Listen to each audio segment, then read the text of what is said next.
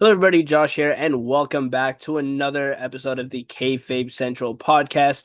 In a combo edition of the Kayfabe Central podcast of the paper review and the headlines in pro wrestling this week. We will be going over Crown Jewel Perth 2025 that went down yesterday morning.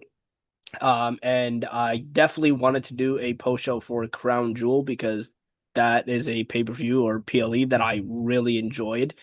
Um, and we also have the headlines to get through as well. So expect a decently lengthy podcast today, as well as all of our other combo editions of the podcast. As always, I'm your host, Josh. I almost forgot my own name. My goodness. Joining me, as always, is Ruan Wrestling. Hey guys.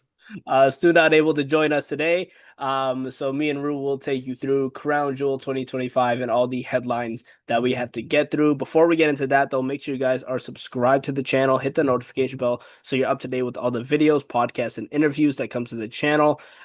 Check out the Kayfabe Central Ko-Fi page. It's $5 minimum to subscribe to the exclusive wrestling content tier. If you are able to, that would be greatly appreciated.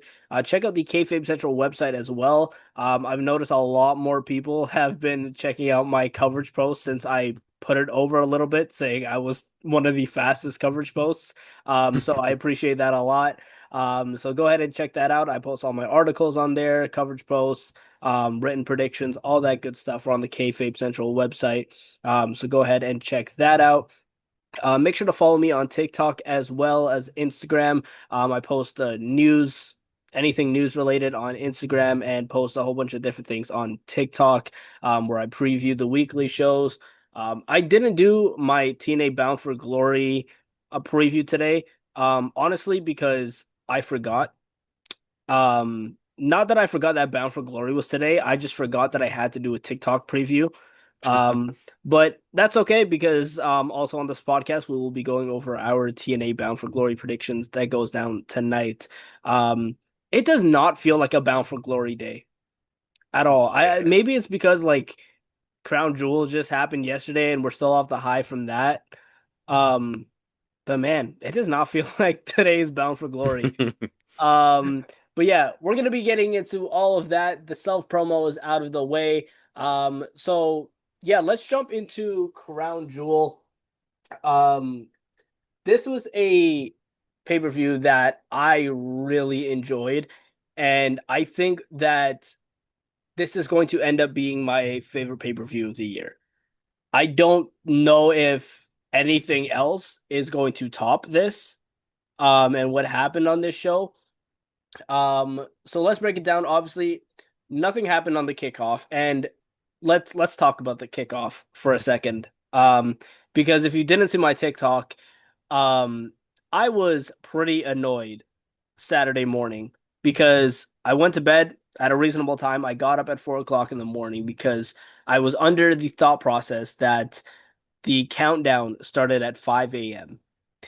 However, when it was like 4:30 or something where I looked it up on YouTube and it said 6 a.m. I guess WWE just didn't want to tell anybody. Maybe they assumed that nobody was gonna watch the countdown because of how early it was. But yeah, so I woke up at 4 in the morning for almost no reason when I could just waking up at 5. Um, but you know what? What followed that after was definitely worth it.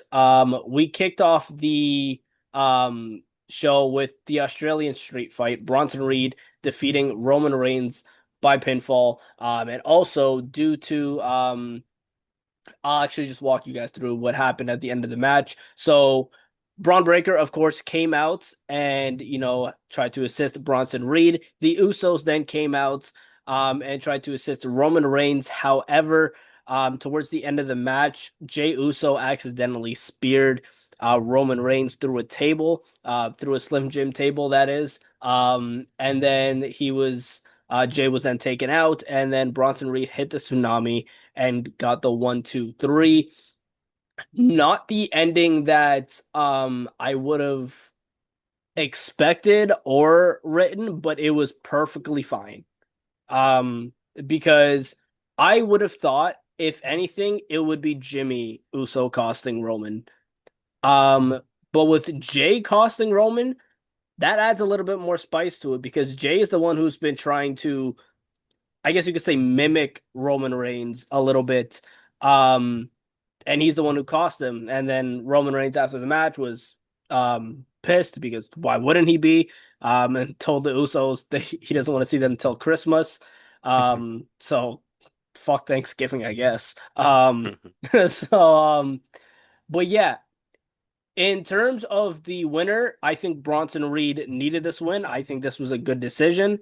Um, I don't understand the people who are saying that Roman should have won. And I think me and Rue, we talked about this as well. Just because your favorite didn't win does not make this a bad pay-per-view. Bronson Reed needed this win, and he now has that win over Roman Reigns. He is the fourth person since 2019 to pin Roman Reigns. I keep seeing everyone do this stat, and they seem to forget that in 2019, before the Tribal Chief thing, Baron Corbin was the last person to pin Roman Reigns. But I guess we're not acknowledge Baron Corbin since he's not with the company anymore. Um, yeah, so it's Baron Corbin, Jey Uso, Cody, and now Bronson. Um, yeah, this was a lot of fun. We had a cricket bat. We had a whole bunch of things. Um, yeah, what'd you think of this, Rue? Yeah, I thought it was fun. I guess the slight you mentioned at the end though is the slightest of nitpickies of this having the street fight named after the city they're in or the country. I Yeah, don't quite know what made it Australian. They had the cricket bat and the Aussie League or the Aussie rules football in there. That Roman couldn't throw, which was quite funny. But I don't know why they do it. It's like when they come to like they do it. They've done it before. They come to like Scotland and like or dramatise in a Glasgow street fight, and it's like, what about this? Like, oh, it's got nothing to do with anything. Anyway, I'm nitpicking. This was fun. I'm very happy for Bronson. That is like I even said this like in my preview to an extent. Bronson almost comes out this pay-per-view looking like the strongest member of the division now. Like, obviously in kayfabe he's not, but he looks it. He's got a bloody pin over Roman Reigns, as you said. Fourth guy since 2019. I that's why I always made my stats since 2020 to unfortunately forget about Mr. Baron Corbin. Um, but yeah, fun match. I agree. I've seen so many folk online as well being like, oh, but like he didn't get was it or getting annoyed at Roman in the booking to be like, oh, but like he didn't pin him clean. And I was like, did you actually think he was gonna? Like even Cody Rhodes didn't pin Roman like clean. Like yeah, exactly. I was like, did you actually think he was going? Anyway, I guess, yeah, this is very, very cool for Bronson. I think as well, maybe this is just looking a bit like far into it, but Roman must also see something in Bronson himself to be willing to, because he sells his ass off for Bronson, and he's now put him over. So I think it's a weird one because obviously us as fans, we will look at the vision and we would probably quite rightfully say like Braun Breaker is set to be the one to come out and do the most from the vision. But the way it has kind of currently been set up, it was like it's as if WWE are more high on Bronson now. I'm sure this is just sheerly what they're presenting, obviously. Not in what's actually going to happen. I think they'll both be fine. But yeah, fun match, and I'm very happy for Bronson. Vision needed to look strong, and they certainly did on this night. Yeah. We also had a stop sign. I don't know how that's Australian, but sure. I mentioned that I was like, because it's in Australia, maybe. We have stop signs in Canada too. So Yeah, same over here. um, but yeah, this was a lot of fun. Um, I I did pop for the cricket bat because I did not expect that. So that was pretty cool to see. But yeah, Bronson Reed picks up a well-needed win over Roman Reigns. And it's gonna be interesting to see the fallout from that, especially heading into Survivor Series. Although, do we have a Saturday night's main event before Survivor Series? Oh, we unfortunately do, and you know my absolute love for the Saturday Night main event shows. Oh man, I saw that today. I'm like, really? Yeah, there Why? is one. If the only thing I think that well, at least I know, I don't actually know. The only thing that I've heard at the minute set for it is Drew and Jacob Fatu. I think that's going to be set up for from what I've heard. I don't know about anything else. I heard a rumor that Tiffany versus Jade could be on that show as well, which I have no interest in. I also doesn't surprise me though, because I'm like they haven't got anyone else for their own fault. Yeah. Um, but yeah, that was the Australian Street Fight, fun match. We then went into the Women's Crown Jewel Championship match. Stephanie Vaquer defeating Tiffany Stratton, herself. Um, again, Stephanie Vaquer needed this. Tiffany Stratton has had a decent reign at best.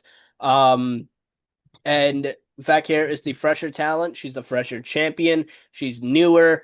Everybody loves her. She definitely needed this win. The match itself was good. I think these two both put on a great show. They had a couple mishaps in the match, but it's wrestling. It happens. It's not going to be the end of the world, and it wasn't anything major either. Um, it's just me nitpicking, honestly. Um, but overall, this was a fun match, and I'm curious as to where Stephanie Vaquer is heading after this.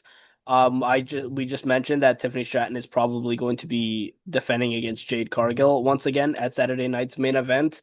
Not the most interesting thing in the world, but very intrigued as to where Vaquer goes. I wrote an article about Asuka potentially being next in line for Stephanie Vaquer, and honestly, that could happen at the Saturday night's main event in November. Um, it's very possible, but there is a lot of things that needs to happen before we get to Vaquer and Asuka. If you want to know what those things are, go ahead and read the article. But yeah, this was a lot of fun. Yeah, I agree.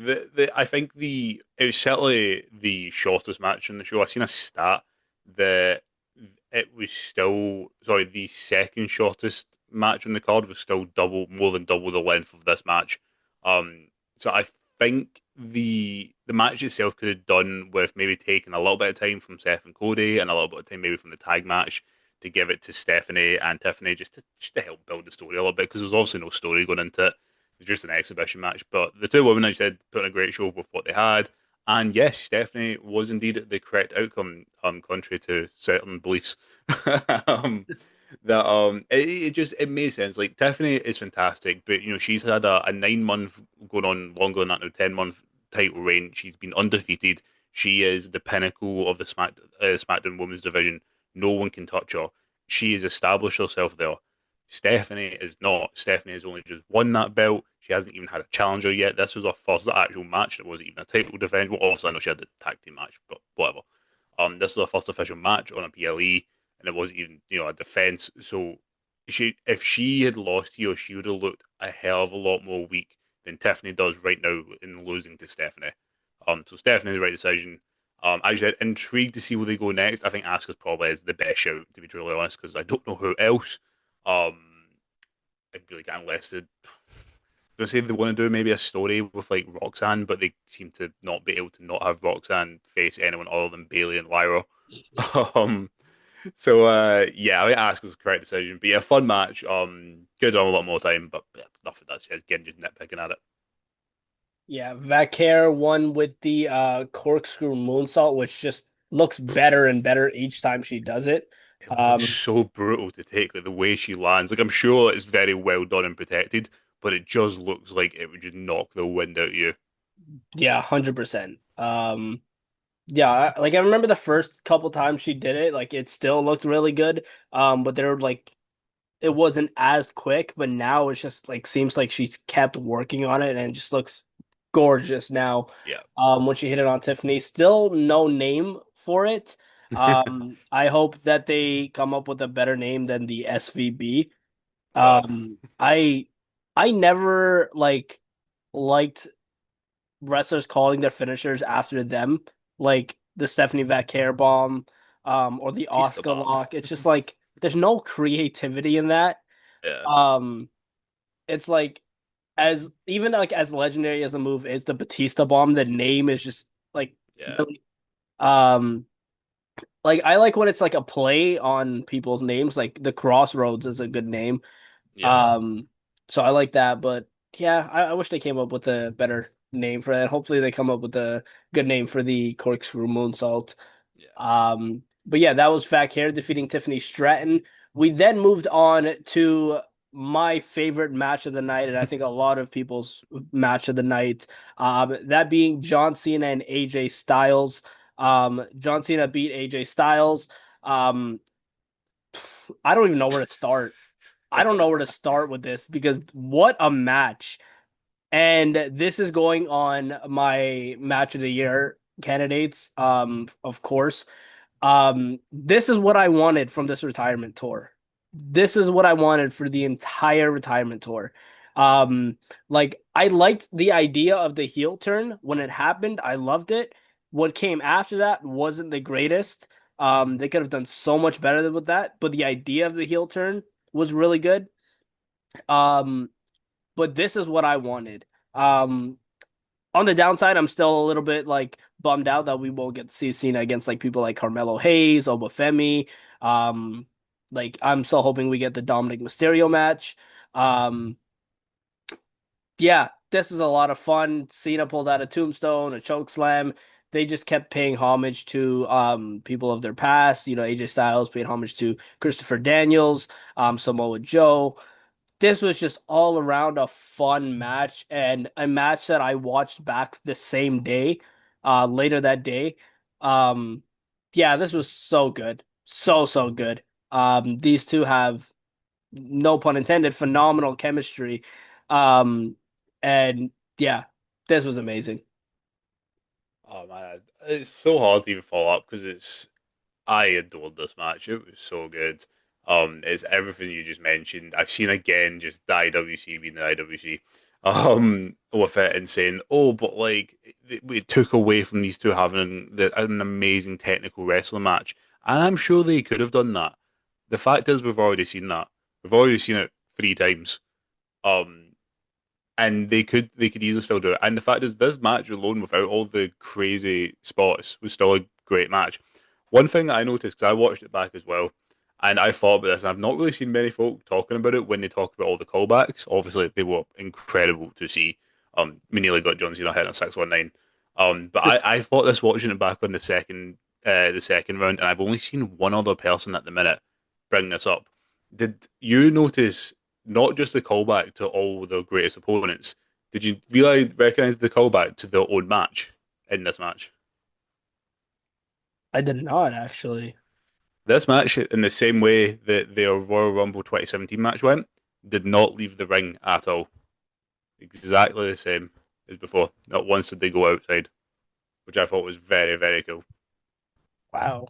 So there you go. There was a wee bit of nerdiness for you. But anyway, it was just amazing, as you said, all the callback. It's exactly what we wanted. I almost look at the Cena retirement run now. I think you almost have to look at it as the retirement run and the heel turn as separate entities because the retirement run, I think, has been great. It's been amazing. The heel turn, meh. We'll leave it at that. Apart from, I mean, the actual turn itself, fantastic, but the run from that was horrendous. Anyway, I digress. I'm generally like it's so funny. Like usually we've got like other matches to analyze. It's so easy to. I don't even know what to say about this. It was just so good. It was everything we wanted. It made me feel like an 8-year-old child again watching wrestling, watching this. And that's such a feeling I think a lot of us, particularly our ages now, that have just like completely lost. Um, and being able to have that just like childlike feeling back in was amazing. And I was thinking of this as well, and I think my answer like hasn't changed from who I still think it is, but I think AJ Styles now he already had gone down as one of John Cena's greatest opponents. I think there's a strong argument now for AJ Styles being John Cena's greatest opponent. For me personally, I still think it's Edge. However, Styles, if someone was to come to me and say that after that, AJ Styles is John Cena's greatest opponent, I wouldn't argue with them over it. Yeah, 100%. Um, I think AJ has a really good case to be up there. And yeah, like you said, if somebody were to tell me that, I'd be like, sure, Yeah, definitely.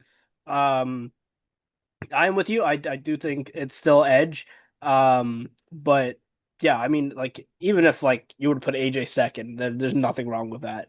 Yeah, Um, I liked this match from like the start, like even with the introductions when yeah, Alicia Taylor was that's her name, right? Alicia Taylor. yeah, yeah. Um where she introduced AJ Styles as the undisputed boss of the Bullet Club, which you could Oh, tell AJ Styles was not told ahead of time that this was going to happen. you literally see him say "oh shit" on camera. It was just Yeah. so funny. So that was really cool. Um, the tribute to Bray Wyatt was absolutely amazing. Um, man, like I every time I've talked about this match since the match, I just get goosebumps every Yeah. single time. Because that Bray Wyatt tribute was amazing. The Fireflies came out. Um, yeah, I almost shed a tear during that moment. Oh yeah. I think Uh, Cena did as well when he looked around. yeah, yeah, and then Cena looked up in the sky. I was like, oh man, this is just amazing all around. Um, so yeah, shout out to Cena and Styles, man. That this was absolutely phenomenal. Pun intended on that one. Uh, we then followed it up with Io Sky and Rhea Ripley defeating the Kabuki Warriors, Asuka and Kairi Sane. Um, Probably my like least favorite match of the night, but this was still a good match. It's just everything else was a lot better. So it's not saying anything bad about this match at all. I think this match was a lot of fun, and when you put four talented women like Io Sky, Rhea Ripley, Asuka, and Kairi, they're going to put on a good match, and that's exactly what they did. Um, Definitely expected Io and Rhea to win, especially this being in Australia. Rhea Ripley's popular all over the world, of course, but especially in her hometown. She is adored and loved. Um, and you really saw that with the crowd here. Yeah, there's not much else to say for me other than this was a lot of fun. Yeah, I'm in the exact same boat as you because I said that in my kind of rundown of the show that this was my least favorite match, and I felt bad saying that because this was a totally very good match. I think the it suffered, and I think any match in this position would suffer from obviously having to follow John Cena and AJ Styles. Like, no, if you'd put Rollins and Rhodes here, the same thing would have happened. Um, the crowd was slightly more deflated. They were still amazing, and shout out to the Perth crowd by the way because they were incredible. Um, yeah, it's just it was by no one's fault other than just how good AJ Styles and John Cena was. But I just said match was very very good. I took the poor man's bet and bet against Rhea Ripley in Australia. That was a dumb idea of me, but oh well. um, it was all good. I said the only bit I had to nitpick with the match was at the ending was um Asuka just kind of got pushed out the way by Kyrie, and in that time period they still managed to have time to pull Kyrie back into the ring. Rhea hit a riptide, Io hit a moonsault and pin her before Asuka was able to get up. Slight nitpick. That is it. Yeah. That is the only thing I was a bit like, oh, I don't know about that. Apart from that, totally fine. I do still think the Kabuki was could have done with a win, but I think the story here was Kyrie sacrificing herself for Asuka. So at least there's something to play off of going forward. It's not like a just straight up Kabuki Warriors loss. All right, on to the next. Because I agree with what you said earlier. I think Asuka's probably the best shout now to go after Stephanie. Because I've got no one else to be truly honest. But yeah, totally fine match. Nothing wrong with it at all. It just suffered from being after John Cena and AJ Styles. Yeah, and you mentioned it there, like they gave us something to look forward to with the next episode of Raw with this storyline, Yeah. with Oscar, with Kairi saying, sorry, sacrificing herself. And I was going into this thinking it's Rhea Ripley in Australia. This is just going to be a tag match, and Io and Rhea are going to win. But kudos to them for actually adding a storyline aspect to this that actually progresses the storyline. Um, and potentially makes it a lot more interesting between these four. Yeah. We then went on to the main event of the evening, or the morning. The men's crown jewel championship match. Seth Rollins defeated Cody Rhodes to win the crown jewel championship. Um, I think if Cena and Styles wasn't on this card, this would have been match of the night. Yep. Um, this was really good as well, and you're not gonna get anything less than a good match between Seth Rollins and Cody Rhodes. Um, this was just all around fantastic. Seth Rollins needed this victory, and I'm glad that they actually put the Crown Jewel Championship on him and had him win this because I was slightly scared that they're gonna be like, oh man, Cody Rhodes, our golden boy, we're just gonna have him beat Seth. But very good idea to have Seth Rollins win this. This gives division a lot of momentum and dominance, especially with Bronson Reed winning it over Roman Reigns. Yeah, it gives them a lot going into War Games. And there was just a whole lot of pressure on Seth Rollins. That's what this was built around. The pressure that Seth Rollins needed to beat Cody Rhodes. So just off of that, I was like, yeah, that Seth, he really does need to win, and I think they should make him win. Um, yeah, Seth Rollins ended the match with a what they called a super curb stomp, where he curb stomps the person from the second rope. Yeah, a lot of fun. Yeah, totally agree with that. We both said it, and Stu as well, that like Rollins had to win here, and he did. It's one of them, as you said. Seth Rollins and Cody Rhodes put on a fantastic match. Like, calling me shocked. Like, the guys have got amazing chemistry for each other. This was very, very fun, as you said. If it wasn't for Cena and Styles, would be match of the night. I'm so glad as well that not only did they let Seth win, they let him win not clean, but by himself. No interference, no goddamn Brock Lesnar, no Austin Theory that's been chucked around. Just Seth to prove that he still has to use his Seth Rollins tactics, but he can get the job done by himself. As you said, it makes the Vision look incredibly strong, especially with Bronson having that one, which is something the Vision have needed for ages. We've all been saying it and calling it. But I'm glad they have. I don't know if it's a case of listening to the fans, listening to ESPN, or they've just shit their bed. But I'm glad WWE have listened. And yeah, no, I've got no complaints with this. It was a fantastic match, and I'm very excited to see what the Vision do going forward. And I think we're all in agreement that it will be war games for them. I'm just intrigued to see who joins them and who they go up against.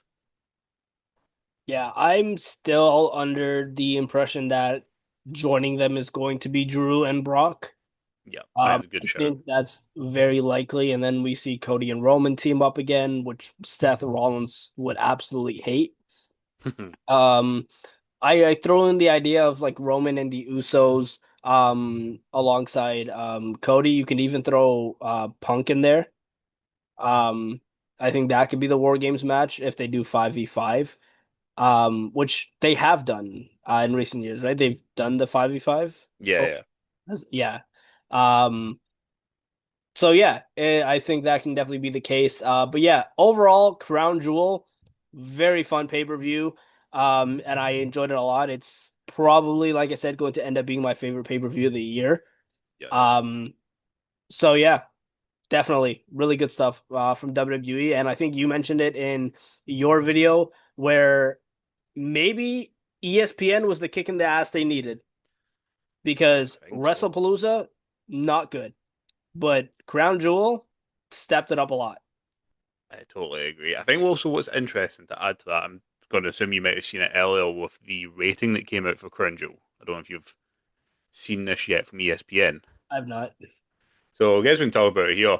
So they actually gave it what I think when I first seen it went, you know what, I actually think that was harsh, but I think maybe there's a reason behind it. So they gave it a B. When you look at the fact that WrestlePalooza got a C, I was like, oh, that's actually maybe a bit harsh. But then I thought about it and it was like, but maybe that's the reason why, because they've gone, okay, this was a good step up. Let's not let them think that they've won here, WWE. Let's not make them be complacent. Let's keep pushing those boundaries and pushing what the ESPN expects. Because if they just got, if they went, this was a 5-star show, A plus, WWE would go, see, well, WWE. We do know what we're doing. But to give it a B, because I said I think that's actually a little bit harsh. The show was fantastic. Yeah. Um, so I always had a thought about that. Potentially, I wonder if this is just ESPN. You know, give them the thumbs up to be like, well done, you have improved. That's what we want to see. Let's keep going. Yeah. Um, I think that they definitely have stepped up since that C rating. Um, and the F rating for Monday Night Raw that week was fake, but it still was not a good uh rating that they got for that episode of Raw. And I think since then they have stepped it up a little bit, which they really need to do. Yep. Um, that is Crown Jewel 2025 in Perth. Let's move on to the headlines of the week. A few things to talk about here, some contract stuff, some people leaving and rejoining.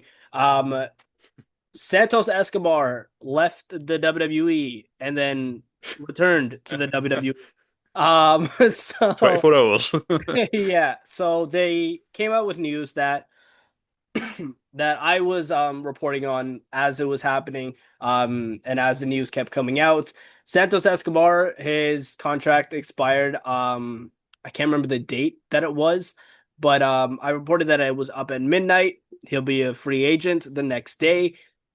The next day comes around, and midway through the day, it is announced that Santos Escobar re-signed with the WWE. So interesting things here. I can see maybe them just using him for like AAA or something like that. I assume that they didn't want to lose Andrade and Santos to AEW.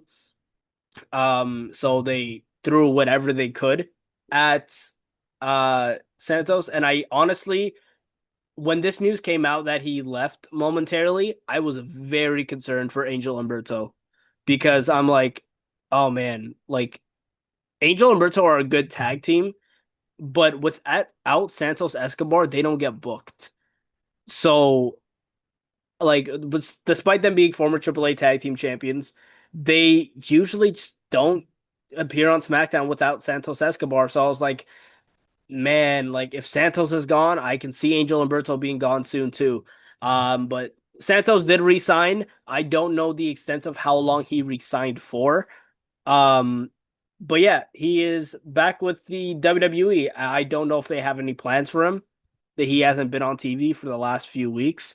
So, yeah, Escobar's back. Yeah, this is like a crazy 24 hours of what's going on. I think we all kind of, I mean, we were sitting joking about it in 2 weeks ago, being like, oh, well, we'll see him on Dynamite with Andrade. Yeah, Yeah, I agree. I think they have just thrown a bunch of money at him. I do feel sorry for him because there has been reports that he was meant to be a major player within AAA. He was set to win the AAA Mega Championship alongside also Berto and Angel also being the AAA Tag Team Champions, which they were.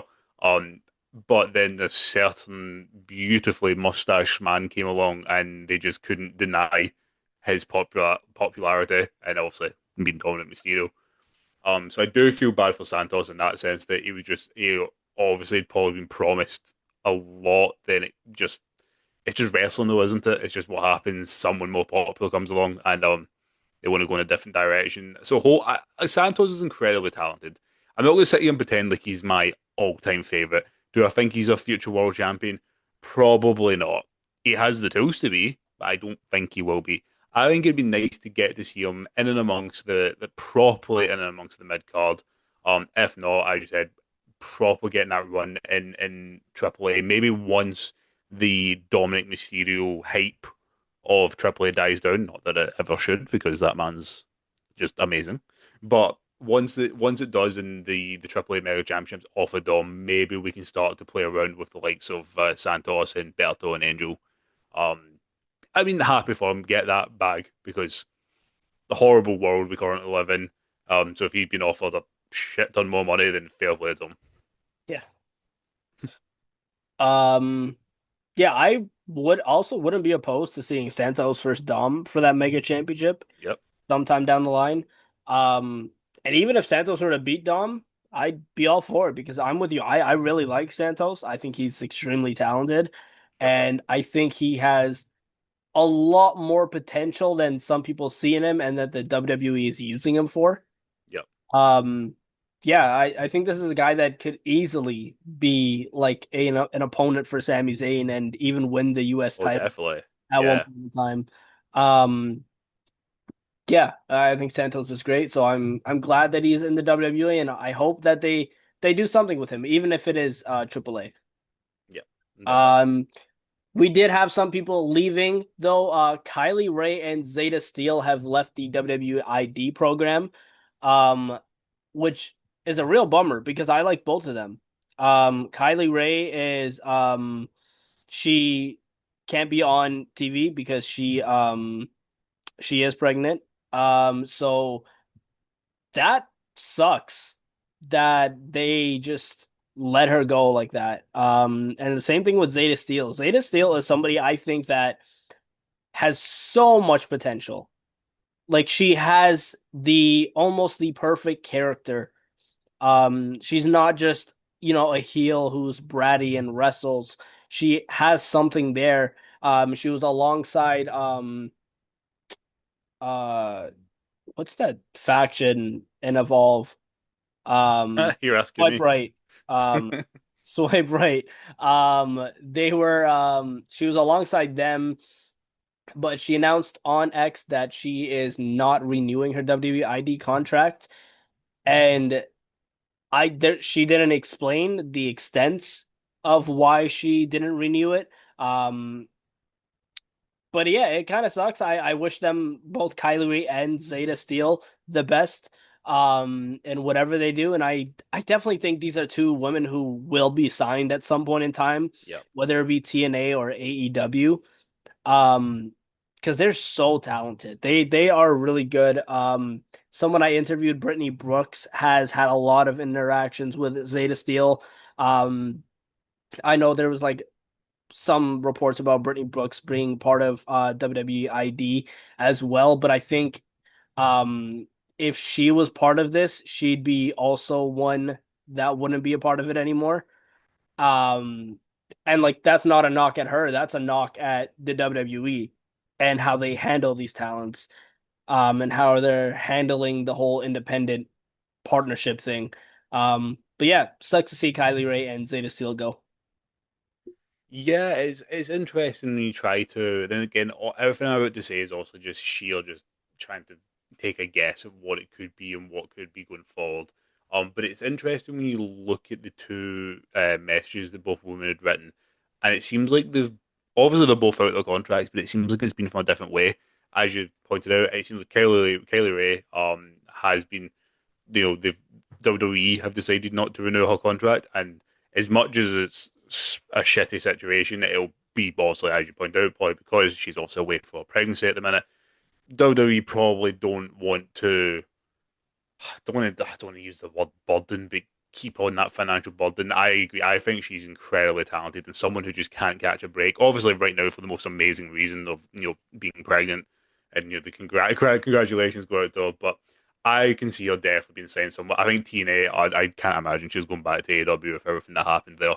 But TNA, I think, would be actually a very good fit for Kylie Rae. I hope she does. She deserves it. Now, Zeta Steel. Now, I made the joke there. I don't. I'm not going to pretend I know a lot about her. I don't watch Evolve apart from the odd clip. But she is a name I know that gets thrown around a lot. She seems to be in quite high regard within WWE, at least in that system. And her tweet made it sound like obviously she herself has decided not to resign. Yeah. She goes on about how young she is still. She's got a lot of potential. I wonder if, it's a big if, obviously, if she's had the opportunity to go somewhere, obviously not as big as the WWE, but just as in what she might be able to do, whether that be AEW, whether that be Ring of Honor. I wouldn't imagine it being TNA, obviously with the partnership with WWE, but Yeah. maybe she's had an opportunity to come up where she's like, I'm better off going here for right now. As she pointed out, she's still incredibly young to go and learn and develop and probably make more money than she's making on the ID contract, and then maybe down the line eventually come back to WWE. Who knows? But best of luck goes out to both women. They're both incredibly talented. Yeah, I wouldn't mind at all Zeta Steel being in Ring of Honor. Uh, Yep. she is young, so I don't see her being like elevated straight to like a Dynamite or even a Collision. Yep. But Ring of Honor I think is honestly almost the perfect place for her. She can do a lot of good things there. She could have good matches with people like Billy Starks, Hmm. Athena even. Um, yeah, she could do a lot of good stuff in Ring of Honor for sure. And then obviously there's the, AEW connection there as well. So she could appear on Dynamite, once in a while until she gets really established. But that's honestly a good point because I didn't even think of that she may have gotten another opportunity to work somewhere else where she can make a little bit more money. Um, but yeah, I think regardless, Kylie Rae and Zeta Steel, no matter where they go, without WWE ID, they're gonna make a lot of money. Oh yeah. Um, Promotions are going to be always booking these two. Like when Kylie Rae comes back, she's gonna get a shit ton of bookings. Zeta Steel is always gonna get bookings. She has the look, she has the talent, she has the gimmick. Um, so yeah, I'm excited to see what they both do in the future. Some unfortunate news though on the AEW side of things.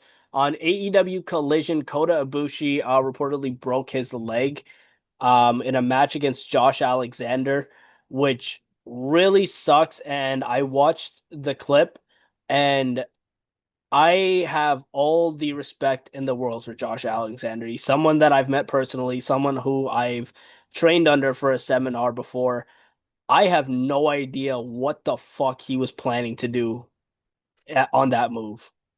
Because I don't know if you saw the clip, Rue. I have, yeah. Um, did you? Yeah, yeah, I've seen Yeah. the clip going around. It's brutal. I don't know what he was trying to do. I don't know if there was a slip and he slipped and then he kind of just dropped Kota Ibushi. Or if he really just tried to just do like some sort of slam to the outside. Um, but like it's professional wrestling. It happens.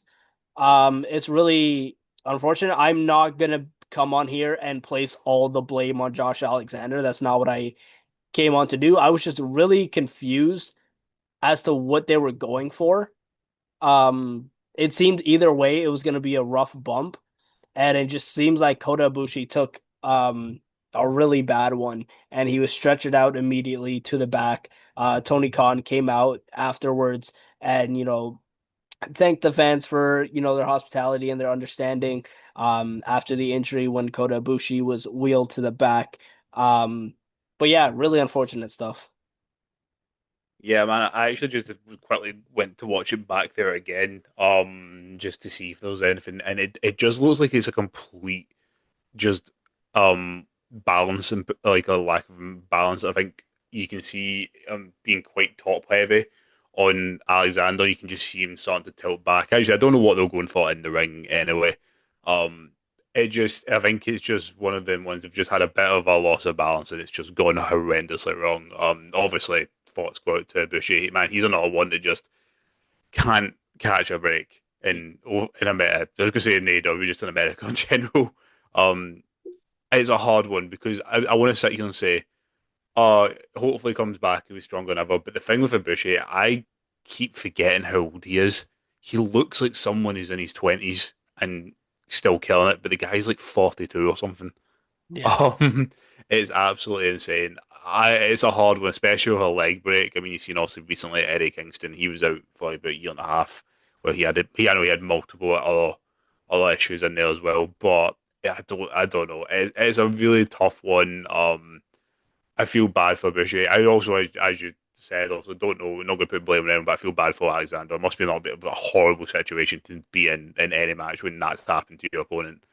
Um, yeah, it's I love Ibushi so much. It's just you just someone that I always thought was going to be so much bigger than he has, and the fact is he's still massive. He's still absolutely he's Kota Ibushi, like of course he is.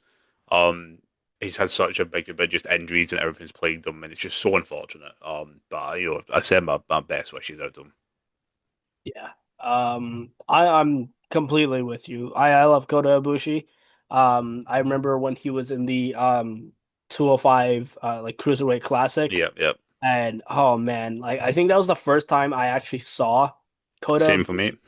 Seriously, And mate. I was like, even at a young age, I was like, wow, like this guy Yeah, can go. Um, absolutely. but yeah, prayers out to Kota Ibushi. I hope he gets a speedy recovery and is able to come back soon because, like you said, I think that this guy could have been such a big star, like in the like ranks of the Okadas and Yeah, the Takeshas of the world. Um, yeah, just injuries just held him back, and like you said, he can't catch a break. yeah, Um, let's get into some TV stuff. Obviously, we went into a lot of it in our Crown Jewel predictions as well. But there is one particular thing I wanted to talk about, which is we're getting a lot of old WWE entrance theme songs back. Um, Shinsuke Nakamura, the Street Profits. Was there somebody else as well? and they are the only two that came back on SmackDown, but there was loads of there's stuff going around that lots of people have requested that they'll come back. Ah, okay. Um, yeah. So Shinsuke and Street Profits got their themes back, which is really interesting. And I want to think again if this is an ESPN thing, right? Because ESPN is they've followed the WWE, but they've never been partnered with them. Now that they're partnered with them, they want the best version of the WWE. They want the fans to enjoy the WWE. And maybe they were like, we should maybe bring back the old Shinsuke, maybe bring back the old Street Profits, because that's what fans loved and that's what they adored about these guys.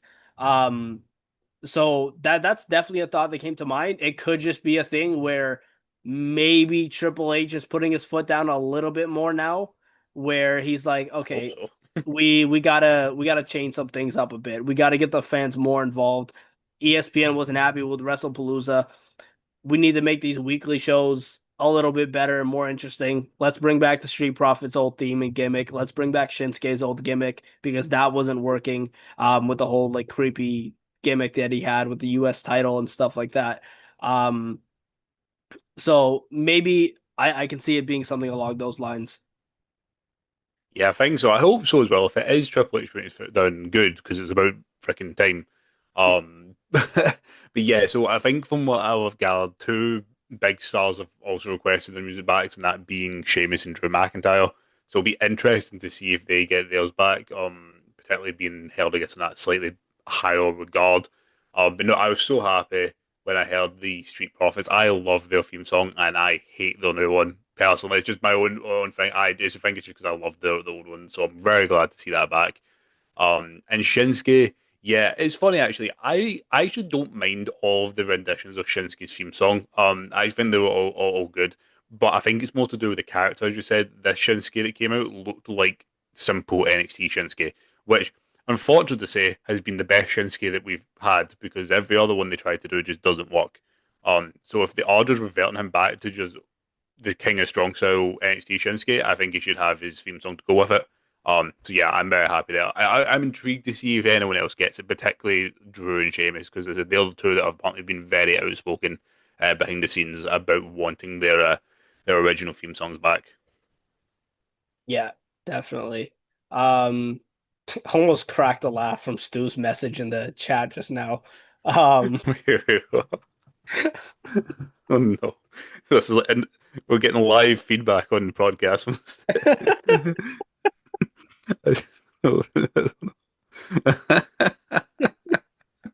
You should just mention back, be like, we're pissing ourselves live on the podcast. I know. Um, yeah. Um, yeah, Stu just messaged in the chat saying he got told he looks like a a Triple H as one of the bad guys from Hanna-Barbera cartoon. He Uh, does do it fail. um anyway, let's get back to the podcast. Oh my goodness. Yeah, even when Stu's not here, guys, he will sometimes send a message in the chat midway through that'll just like crack us up. Um, yeah. But let's get into some TNA Bound for Glory predictions. We're gonna go through the card and let you guys know what our thoughts are. Once I'm able to pull up the card. Um, yeah, TNA Bound for Glory is going down tonight. I can't remember. I think it starts at 8 o'clock, if I'm not mistaken. I think so. I think it's just normal time for wrestling shows, this one. Okay. So yeah, so on the pre-show for TNA Bound for Glory, we have the Inspiration, Cassie Lee and Jessie McKay, taking on the Elegance brand, Heather by Elegance and M by Elegance for the Knockouts tag team titles. I think this is just going to be the Inspiration retaining because they just won those titles back. Um, yeah, this has been a feud that's been going on for quite some time now. But I think that this should be the end of it. I don't really want to see this feud continue any longer. I would rather see the Elegance brand do something else. Um, a lot of people don't know this, but Heather by Elegance and M by Elegance are really good in the ring, even solo. Um, they've had a match against each other at Destiny Wrestling here in Canada. Um, when M by Elegance was Maggie Lee, and Heather by Elegance was Heather Reckless. Um, yeah, these two can really go in the ring, and I'd like to see TNA do a lot more with them after this, especially with Ash by Elegance announcing her retirement, which is something I should have put in there, but I guess we can talk about it a little bit more right now. It really sucks, and I know we've like slightly talked about it when she made the announcement, but she was just getting that break, man, and she like didn't have the best of luck as Dana Brooke, and she finally catches a break with Ash by Elegance, wins the TNA Knockouts title, and can't even have a run with it. I know it is. It's so. I feel so bad for. I did a video a couple of. I was going to say a couple of weeks ago. Time's going so fast. A couple of months ago, talking about Ash by Elegance and just just like I'm so proud of like how because in the nicest possible way. I remember when I said that I came back to wrestling in 2016, and it was around the time when Dana Brooke came in with Charlotte, and I was like, who the f is this person? Like she is so bad. She has no character to her. Who is this? And I was one of those horrible people, and always has been. And she had some fun moments in WWE, like with Titus Worldwide was fun. That was about it. But since going to TNA, she's came on leaps and bounds and has improved and improved and improved and kept working her own character work as well. And as you said, finally wins the big one in TNA, and this is just such a shitty situation. I don't think it's surprising. Her slight announcement yesterday from obviously I think the suddenness of her having to relinquish the Knockouts title, that it wouldn't have happened if it wasn't something incredibly, incredibly serious. And when it's something incredibly, incredibly, incredibly serious, the lights and the word of retirement starts to get thrown around. So if that is now it for her, I mean, I feel so bad for her. She has also mentioned TNA has opened a lot of doors for her to be able to work backstage, which I think will be a great role for her to just learn how that all works. She's learning under some of the best over there. But yeah, man, it's such a shitty situation. But I think on the positive, try to look at the positive, as you mentioned before, maybe this gives something for the Elegance brand for them to be able to come out their own and start showing what they can do because they are both really, really good. So I hope that's maybe a positive that can come out of this, that they are able to maybe do it for Ash and just show poor guys how damn good they can be. Yeah, absolutely. Um, in terms of the match between the Inspiration, Oh, um, I forgot the prediction part. Yeah, I agree. I can't see past being the inspirations. They've only just won it. I think what's interesting is also, I think you can maybe, I know you're a bit more clued in with TNA than me when it comes to this, is that the inspirations are two of the contracts that are up soon, aren't they, for TNA? yeah. From what I believe. So the Inspirations contract is up in December. Okay. So their contracts along with a bunch of other TNA contracts are up in December, but I have heard the Inspiration along with a few others are planning to re-sign with TNA. Okay. So they are going to be around for quite some time. Right. Okay. Then in that case, then nothing changes. I think it'll stay with the inspirations. Yeah. So I'm gonna let you take this one over. Um, Actually, this is just the. I'll let you talk about this a little Okay. bit while I get Stu in here because I'm gonna get him Oh, this last we got bit. Stu. Oh my God. So the other part of the pre-show is the TNA the what? The Hall of Fame productions of Mickey James and the Beautiful People. Um, it is going to be presented by Tommy Dreamer. Okay. Interesting. I didn't know that actually that part. But yeah, I mean Mickey James, where do you start? Absolute stalwart. There's another Hall of Fame that she should absolutely be in, just saying. But no, so happy for her. More than deserves it. Stalwart from TNA, still working there and helping behind the scenes. And yeah, the beautiful people as well. Again, someone who maybe weren't always in the spotlight, but when they were amazing. And such like an iconic team in my memory of like kind of this really simple and vague memories I have of it of TNA growing up.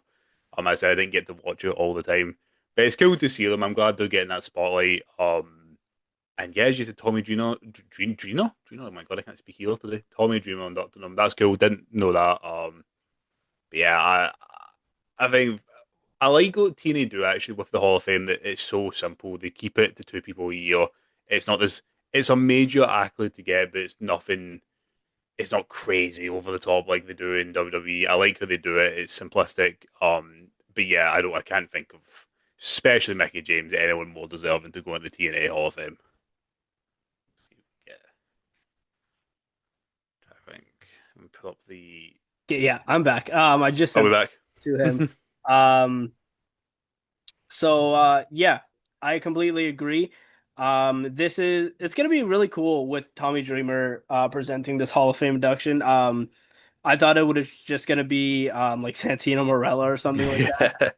Yeah. Um, but yeah, that is the Hall of Fame induction. You broke it down very well. So there's not much else for me to say. We've talked about this before. Um, hey, Stu is here. Oh We'll wait for Stu to join in. my god, he's made an appearance. There he is. Stu, you're on. Then Here we go. am I Yep. mute? No, you're good Not now. now. Ah, hey! Welcome back. Yeah. Oh Now man. the Kayfabe Central podcast is hosted by Josh with Ruin Wrestling and New World Order. Ooh, he's here now. I was getting pure FOMO, man, and and and people on YouTube have hurt my feelings. I just think, Oh, we're turning this into a rant. yeah, I thought things might be getting a bit too professional without me, so I thought I'd just come and drag the overall quality down. Ah, that's what you're here for. We love it. Yeah, guys, if you guys are new to this podcast, this is what we do. We just mess around. We're just three guys that love wrestling and talk about it. So yeah, we're having a lot of fun. Still we're going through our TNA Bound for Glory where predictions. We're just on the pre-show. Um, if you wanted to throw in your predictions for the match we just talked about, the Inspiration, Cassie Lee and Jessie McKay, taking on Heather by Elegance and M by Elegance for the TNA Knockouts tag titles. Thrown him in the deep end here with TNA. Do you know what though? Before we even start, I found on my telly upstairs for free. I have a TNA channel, Well, there you Ooh. go. so my life has just changed overnight. Very excited. I'm going to go with the Elegance Girls, by the way. Ooh. Ooh. Oh, indeed. This is based on zero knowledge, Switch it up. I love it. and I knew you guys would go for the other one, so screw it. I'm going with the Elegance Girls. You can lord it over as if it happens. Uh, yeah, and then we talked about the other thing happening on the pre-show, that being the TNA Hall of Fame inductions of Mickey James and Mickey James is actually going to be inducted by Tara. Oh, Um and the Beautiful People will be presented by Tommy Dreamer. okay. I'm happy with Mickey James getting in there. It's time she got some recognition off of someone somewhere. That's what I said. There's So another one, the glaring admission from a Hall of Fame somewhere else. But yeah, just in a slightly different company, a slightly more haphazard company. Um, so yeah, that's going to be really lovely for her. I'm really glad for her, and I think I've seen a post from her as well where she was beaming. So positive all round for that one. WWE take note. Stu, after our TNA Bound for Glory predictions, we can get your thoughts on Crown Jewel as well, because I know you enjoyed that pay-per-view as well. Yeah, absolutely, man. I've got some I got some stuff to say. Yeah, for that bit, we'll let Stu take over because me and Rue already gave our thoughts and everything that happened. Um, So first that we have up, let's go to the main card. We have the 20-person call your shot gauntlet match for a money in the bank style contract for a shot at any championship over the next year. Um, this is a intergender match. So the first entrant will be Lei Ying Lee. The last entrant will be Mance Warner. Both of them earned their spots in this match at Victory Road. I have no idea who's going to win this match. I have absolutely no clue who's going to be in it because there's a lot of people on this card that are obviously not going to be in this Call Your Shot Gauntlet match. So it literally could be anyone, and that's what I kind of love about this match because it's intergender and the fact that a women's wrestler can win and get a shot at a knockouts title, or a male superstar can win and get a shot at the X Division title or the TNA World title. So this can go in a plethora of different directions. Um, yeah, I can't even really give a prediction because I don't know who's going to be in this match, but it should be a lot of fun. I thought this about. I was like, I have absolutely no clue when I did my previous predictions. I'm looking forward to the match. As you said, there's that excitement element of knowing literally nothing. Cough, cough. Royal Rumble, take notes. But but with this, I don't. As you said, don't you know if they're going to be in the match? That I guess there's a high possibility with it potentially being an NXT superstar that could win this with everything going on. But even with that. I have no clue. So I think I've played it safe. Maybe it's a bit boring, but it came down to between two guys for me, and it was either going to be Nick Nemeth or Matt Cardona. I'm going to take Cardona because why the hell not? He needs something to do. He can't travel around Exactly. forever. He's not got nothing else to do in Bound for Glory. He's got Josh Briggs on Tuesday. That's it. Well, funnily enough, as this is a TNA event, it's definitely going to be a WWE person who wins. I So did think it. I've got one of two. Funnily enough, one of them is Josh Briggs. Yep. The other is Jada Parker Ooh, because I Actually, that's a want, great shout. yeah, I don't want Josh Briggs or Jada Parker to be winning something. So yeah, I think that's more with hope than expectation. But no, I'm going to go Yeah. Josh Briggs or Jada Parker on that one. I love that Jada shout, actually. That's a really good one. And not just because you're obsessed with we all. Apparently not as much as Jey Uso. That's all I'm saying. her. Ooh. Oh gosh. Um. So yeah, that's the 20-person call your shot gauntlet. If I'm gonna throw a name out there, um I'm trying to think of any name that I could throw out there. Other than Cardona, but because I don't think that they have any plans for Cardona in terms of championship gold. I don't think he's going to win it if he gets the contract, if that's what you're asking. Yeah, I don't think that they're gonna give it to Cardona. I think Stu Jada Parker is a really good shout. She Yeah. definitely could. Um, her and Kalani have worked together before, so although that would be really weird, two NXT people fighting for the Knockouts Championship. That's Oh, what is oh, definitely going to happen. it's Um, fine. No spoilers for the end, but I think we'll be sorted. It's okay. it's very possible we can get some surprise entrants in here as well. Um, because it is a Royal Rumble style match. It is intergender. Anybody can enter. So yeah, that should be a lot of fun.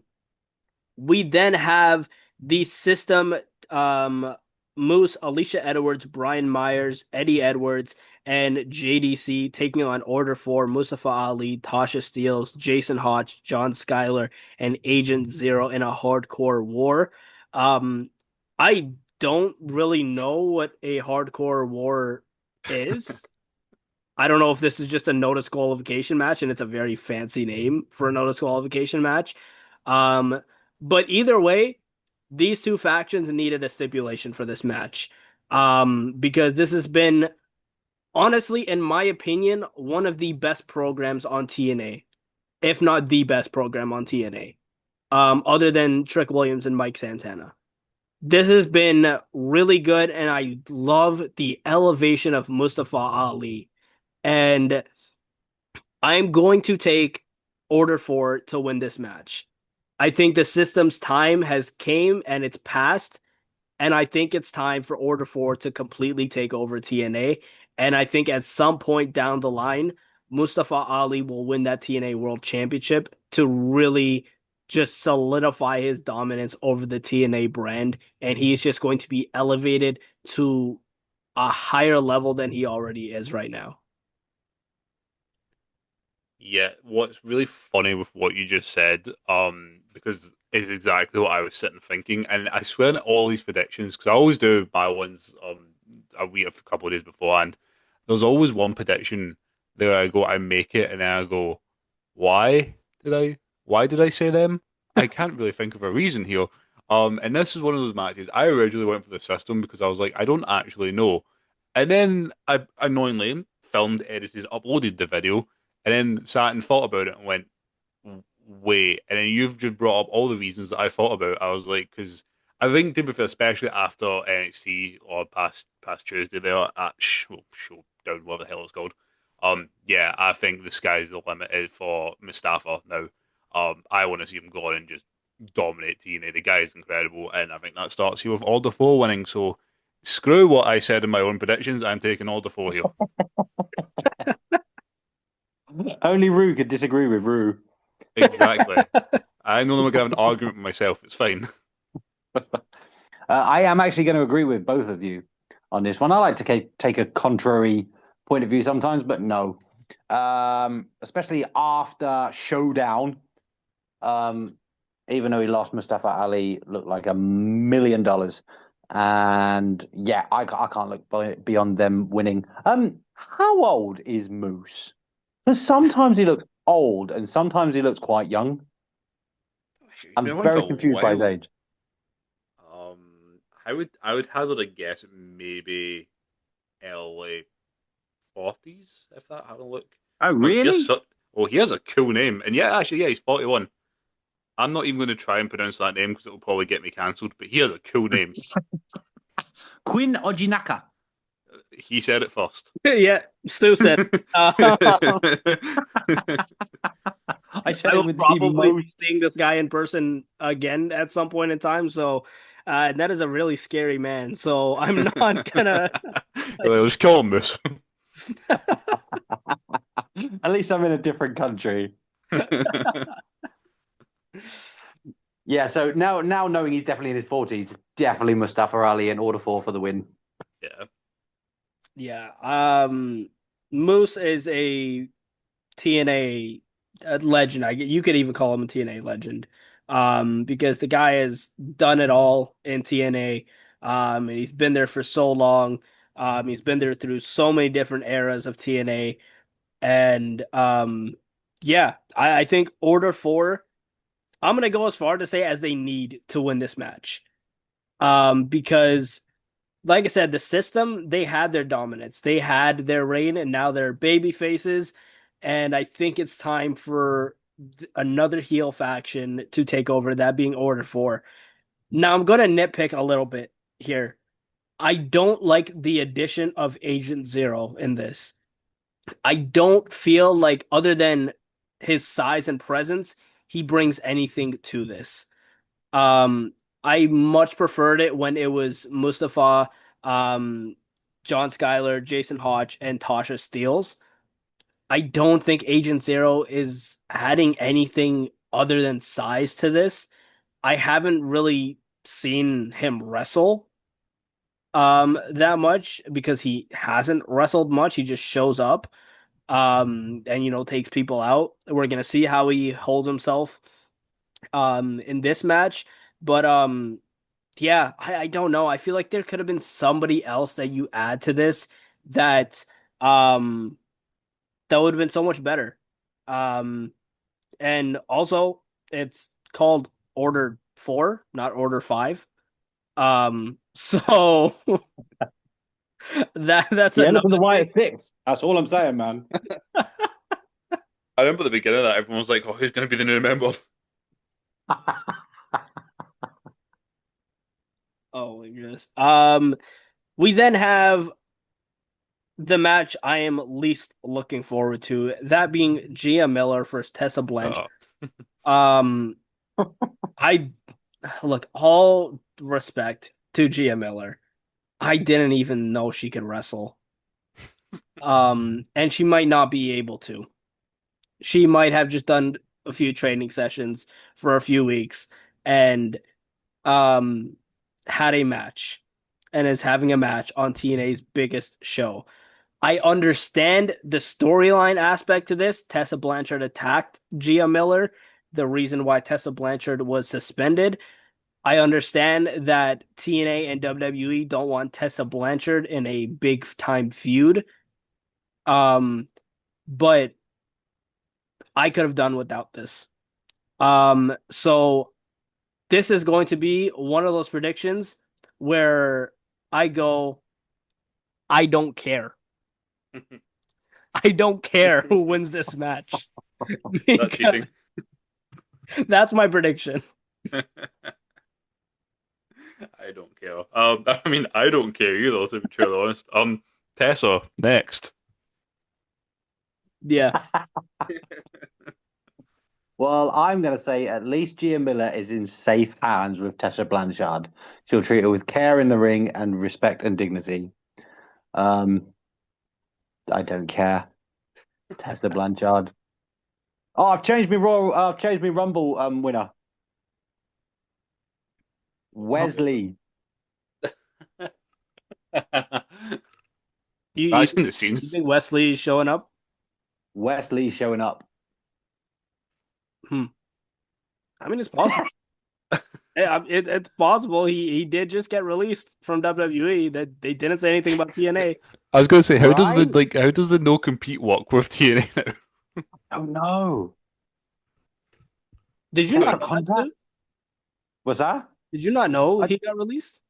yeah, yeah, I know he got released. That's why I think Oh, he's going to rock up in TNA. He's going to subvert expectations. It's just something oh, that popped into my head all of a sudden. I thought, where's Lee? Where's Lee? Maybe he's just going to go full time TNA because he seems like a very, very big talent to lose. So maybe they're not exactly losing him. yeah, I'm just trying. I'm trying to steer the conversation away from Tessa Blanchard. yeah, Valid. yeah. Pair Wesley back up with the Rascals. Why not? I did see Zachary Absolutely. Wentz extended the invite to him on Twitter. He was like, the treehouse is always open. See, I've got you thinking now. Look at that. There you go. Um, we then have Frankie Kazarian for Steve Macklin for the TNA International Championship. Um, this has been an ongoing feud and honestly, a good feud. And like recently on TNA TV, maybe it's the WWE influence of things, but these storylines have been pretty solid. And um, I've been enjoying the Kazarian and Macklin feud. I think that Kazarian is going to retain here. He just won that championship, and this is just the rematch clause from Macklin. Um, but I think this is going to be a really good match. They're both very talented in the ring, and I think Kazarian's going to walk out still champion. Yeah, I totally agree. This has actually been surprising to me actually how much I have enjoyed this. It's been really fun. But yeah, I agree. I can't see them going past Kazarian here. Um, I think he's gonna retain his championship. He's only recently won it. Um, I don't really have much to say. I'm looking forward to the match. It should be a really good match. Yeah, it's got Kazarian. Yeah, I'd say so as well. It would be a very weird thing to do, give him the title and then take it straight back off him again. So I don't have an awful lot to say on this one, but Kazarian for me. I think that as good as the story has been, they booked themselves a little bit into a corner here with Kazarian winning that title at Victory Road. Because now they're having the rematch. It seems a little too predictable that Kazarian is just going to retain. I feel like they could have gone like the disqualification route even for Victory Road since it's like a special event. It's not really like a pay-per-view per se. Um, they could have went the disqualification route and then had Kazarian win the title here. Um, but either way, it should still be a good match. Um, we then have Kalani Jordan versus Indy Hartwell for the TNA Knockouts Championship. I don't see any reason for Kalani Jordan to retain here. I fully expect Indy Hartwell to win the title. If she doesn't, all of this was a waste of time because she, was a special guest referee for when Kalani won. She has been waiting for that title opportunity. They have showcased her on TV weekly. And she hasn't showed up on NXT TV at all, but they've put Indy Hartwell on the front of the women's division as the top contender. It would be almost stupid if she didn't win the title on their biggest show. Yeah, I totally agree. As soon as Kalani won this, I went, that belt's going straight back to Indy.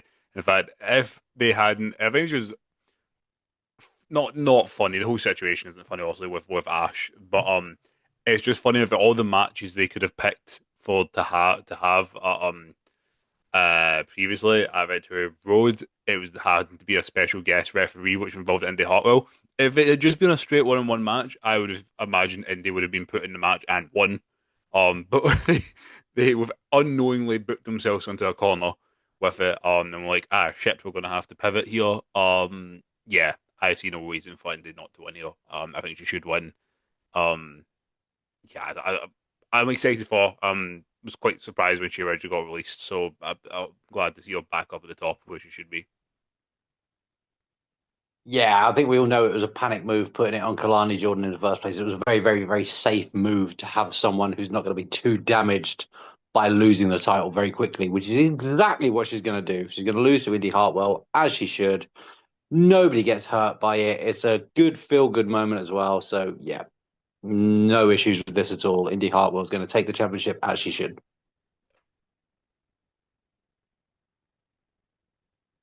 Um, we then have the match I'm looking forward to the most, that being the X Division Championship match between Leon Slater and Javon Evans. Now, I I said with Gia Miller and Tessa Blanchard that I don't care. And I'm saying that with this match, but in the best way possible, because this is gonna be so good. It's gonna be so good, guys. I'm so excited for this match. Um, Leon Slater versus Javon Evans. They're gonna tear the house down. This might be match of the night. It might take over the main event. I love both of these guys. Um, I wouldn't be surprised if Javon Evans wins the X Division title tonight, though.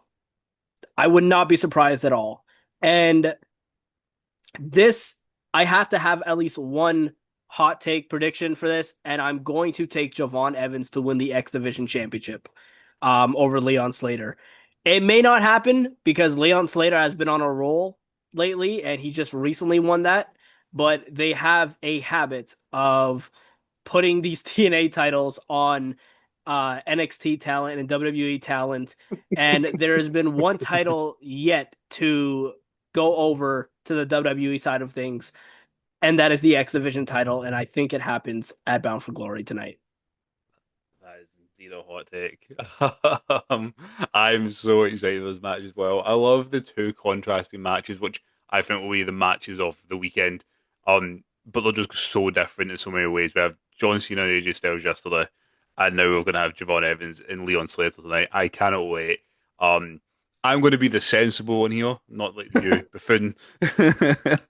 I think it stays on Leon's letter. I honestly, though, I'm only joking, as you said, like, I wouldn't even be surprised if they put on Javon, especially at the minute, the level they are and the pedestal they're putting Javon on. I think it's still so recent into Leon's reign. I think Leon, maybe this is my hot take. I don't think it's that hot take to be truly honest, especially with the announcements over the weekend. I think in 2026 there's a certain match with a certain man who rhymes with AJ Lyles that Leon might be getting for that X Division Championship, which hopefully he will win. Um, I'm going to take Leon here. I cannot wait. I can't even picture what they're going to do. It's going to be stupid, and it'll make us all question our own. Like everyone be like, how can two human beings be so athletic and just so perfect at doing it? It's going to make me actually kind of sad. But yeah, I can't wait taking Leon Slater here. Yeah, I think we're all going to feel pretty inadequate after this match finishes. I'm terrified of this match. I'm so excited for it, but I am terrified. You got two people who are going to try and out ridiculous each other. Medics stand by. hmm Oh God. I can't even imagine what the conversation is going to be in planning this match. So I'm going to do that from there. Okay, well, I'll go like 5 foot higher than that and I'll do this from there.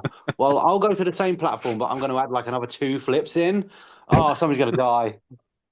See, Jeff Hardy, this is what you have done to the new generation. Um, I can't, in all good consciousness, see Javon Evans winning. However, I can't, in all good consciousness, see Javon Evans losing. Mainly because every time he seems to have come up with the big one, he's lost. And this is what's confusing me about who's going to win this. Javon Evans has been fantastic and one of the absolute elite performers on all wrestling television. But yeah, he comes to the big one and he can't quite get it done. And I don't want that to continue to be a theme.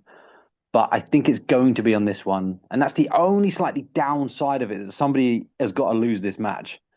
Um, but it will be Javon Evans is going to lose, I think. And it won't harm him at all because let's be honest, as you said, these guys are going to tear the house down and it's going to make them both household names.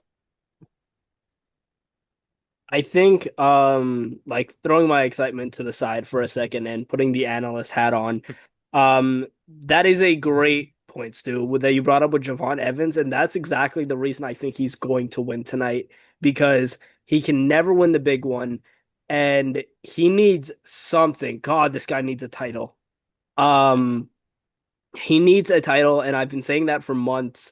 Um, whether it had been the North American title or the NXT Championship, I think Bound for Glory tonight is his perfect opportunity to get a title around his waist and really put people on notice. Because if this is the guy that we really want to be the next top star, we can't start off, like in the grand scheme of things, you're completely correct. It's probably not going to affect him at all, really, if he loses this match.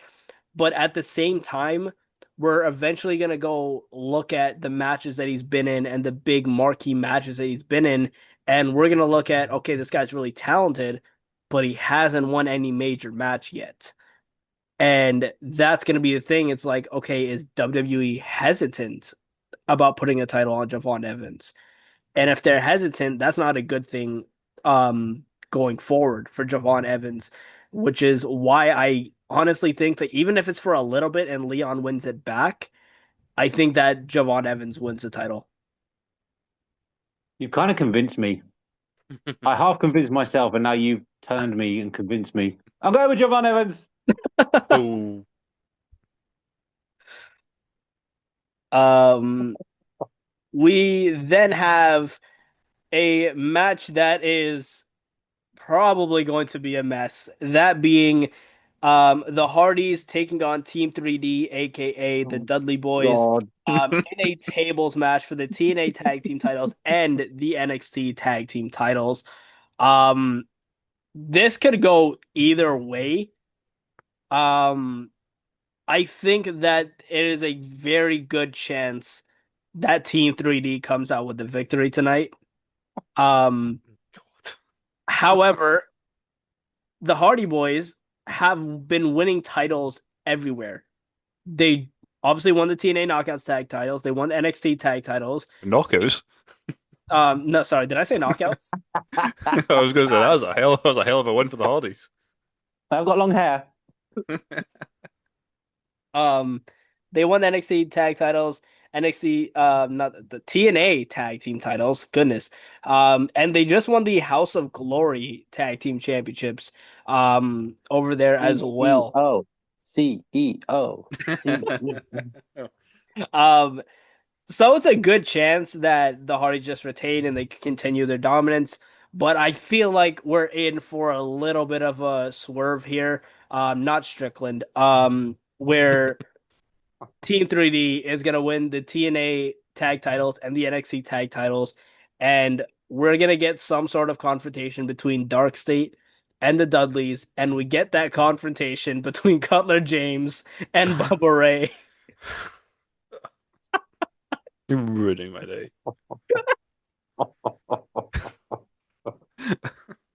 At what point can I say I just hate Dark State? Like, Now is the time. I hate Dark State. I've given up. I've We didn't even officially. go over NXT Showdown. Oh my goodness. Oh no, we I didn't did. even write that Oh, down. that match. Oh, I Oh don't even think. God. I don't even think half of it was even the Hardys' fault. Looking back at some of it, um, I don't know. The match itself, okay, the actual match. I'm slightly scared this turns into DX versus the Brothers of Destruction from Saudi Arabia, but it could well. Uh, That would be over. I think that'd actually go beyond my expectations. um, I don't know. I'm gonna take the Hardys. I don't know, just because, as you said, they've been winning. The actual outcome, I'm not too worried about that. But I said I'm more worried because I am convinced I think Dark State will get involved. And you brought up this point a couple of weeks ago, Josh, in one of the other predictions we talked about, where you think it's going to be this, and then we're going to maybe down the line instead of we might get a 4-4 between the Dark State taking the Hardys and the Dudleys, and I'm terrified that that's going to become a reality, and I think it might. And I just really don't like Dark State. They're shit. I've got nothing else to say. Yeah. I am also worried, mainly for the health of those involved. You know those medics I said need to be at ringside for Javon Evans and Leon Slater. I really hope they're done with whatever they need to do with Javon and Leon Slater and are back out ringside again for the Dudleys versus the Hardys. The only good thing is I don't think anything tremendously athletic is going to be happening. Yeah. Oh God, why are they doing this? Some things just need left well alone. I'm hoping the tables are cushioned. Just, I just hope the Hardys go in, win it within 3 minutes, and everybody goes home and pretend it never happened. And no Dark State. And no, God, no Dark State. 4-4, that'll be fun. I look forward to that one. That'll be a real ticket seller. For whom I have no idea. Maybe their mums. At least if there's like 8 competitors, you've got 8 families coming. I think that's the only reason there will be tickets sold for that. God, guys, no, just no. It was a terrible idea in the first place. Devon can barely walk. Listen, you can Matt and Jeff. The only thing we can hope for is Deacon comes out and protects him. Goodness me. Yeah, Hardy's win, and let's just hope everybody's safe and sound. So yeah, at NXT Showdown, obviously the Hardys defeated Dark State, or as other wrestling analysts along with myself have been calling them Dork State, um because they just look like a bunch of dorks, especially after losing the NXT tag titles. I'm in complete agreement with you, Rue. I don't like Dark State.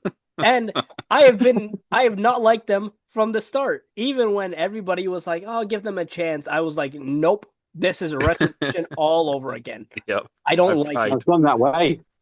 I know. I tried. I tried to give him a chance, but no.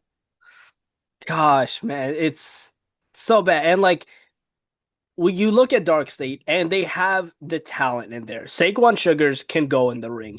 Dion Lennox, he's a powerhouse. He can actually go in that ring. Osiris Griffin may be um the other powerhouse as well. I was gonna say the weakest link, but then I remembered Cutler James there. The other one. But the other powerhouse in there that also has a lot of potential. Cutler James. Um There's he's not all really right. no out of place man in the planet. Do you think he does their homework for them? I think that's why they've got him in there. I mean, I agree with what Josh said. Actually, when I say funny, and I don't mean this in like a good sense. I mean in a like this can't get any worse sense.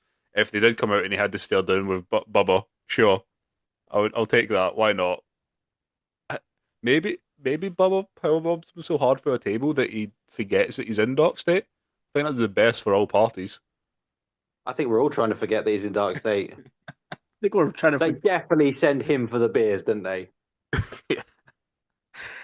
um but yeah, that's that. I just want to see something between Cutler and Bubba for just to like for the IWC and for now Rue to lose their mind and be like, what are we witnessing? I want to see it. I want to see. Special TikTok incoming if it does happen. I'll give you, I'll at you both. Not many 3-hour TikToks. We then are going to head to the main event of the evening, that being Trick Williams versus Mike Santana for the TNA World Championship.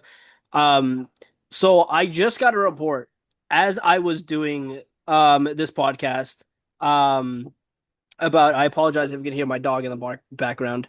But I just saw a report from Sean Ross that Mike Santana is expected to win tonight.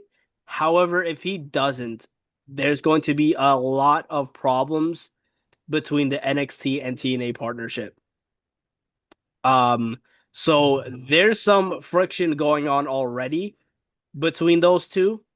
So I had already picked Mike Santana to win this match, but after that report, I definitely expect Mike Santana to win tonight unless WWE just doesn't give a shit. I mean, it's WWE at the end of the day. I agree. This is must win, not just for Santana, which I thought beforehand, but specifically now that you've brought that up, yeah, this is has got to be Santana's night. Not only does he more than deserve it, he absolutely the guy. I mean, I think I said to you in your live chat, Josh, like they just to see the growth of Santana since AEW and he's teaming with Ortiz, and everything to see where he is now. It's been an incredible rise, and it's time. WWE have had like kayfabe aside, have held on to TNA's belt for far too long. Let's put it back on TNA guy, and there's no more rightful man right now than Mike Santana. He more than deserves it. I really hope he wins tonight.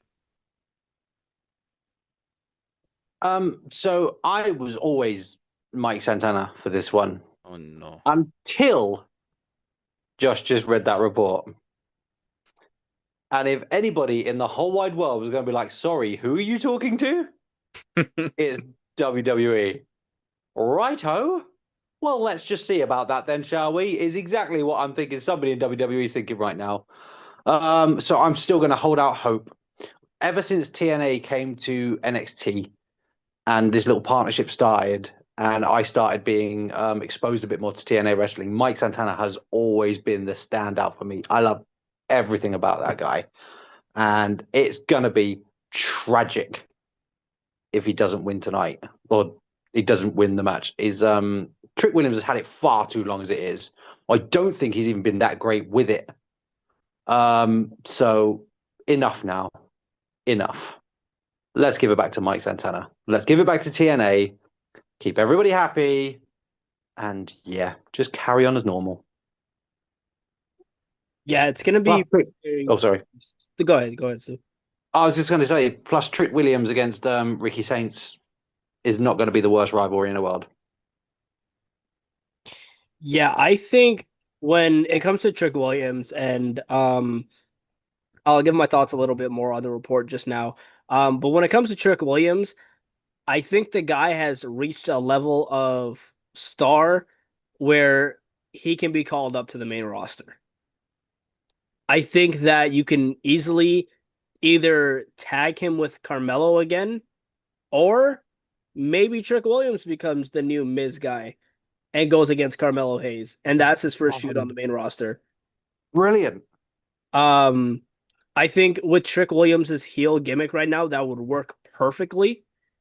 Because Trick Williams has been like the cowardish heel, even though he's built like a Greek god. So he definitely could fit well with the Miz and go against Carmelo Hayes. I think that would be a fantastically entertaining rivalry to start his main roster career.